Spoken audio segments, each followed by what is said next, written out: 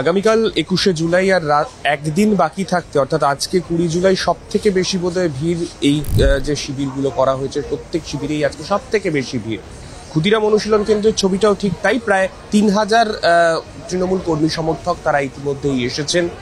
আগামীকালের আগে যারা বিভিন্ন জেলা থেকে আসছেন ক্ষুদিরাম অনুশীলন কেন্দ্রের ক্ষেত্রে বেশিরভাগ এখানের যে ভিড়টা মূলত পশ্চিমের জেলাগুলোর ভিড়, কেননা যারা আজকে বাসে করে আসছেন, অন্যান্য শিবিরগুলোতে যেমন 3-4 দিন আগে থেকেই দূরপাল্লার ট্রেনে করে যারা আসছিলেন তাদের ভিড় ছিল, কিন্তু এখানে মূলত বিভিন্ন পশ্চিমের জেলা থেকে যারা বাসে আসছেন বা আজকে সকালবেলা উত্তরবঙ্গের বেশ কিছু ট্রেনে করে যারা এসছেন, উত্তর দক্ষিণ দিনাজপুরের বেশ কিছু মানুষ তারাও আজকে এখানে এসে উপস্থিত হয়েছেন।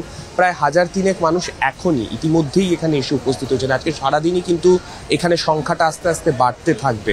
এটাই মানুষের উৎসাহ, এই জনস্রোত জনপ্লাবনে পরিণত হচ্ছে, সেটা আগামীকাল আমরা দেখব। এটা স্বতঃস্ফূর্ত, কাউকে কোনো কুপন টুপন বিলি করে আনতে হয় না, আমন্ত্রণ করতে হয় না। প্রত্যেকেই জানেন এটা দিদির কথা শুনতে আসবো। দিদি আমাদের জননেত্রী, মানুষের জননেত্রী, তিনি তার কথা শুনতে সকলেই উৎসাহিত। স্বতঃস্ফূর্তভাবে দলে দলে সবাই যোগদান করে।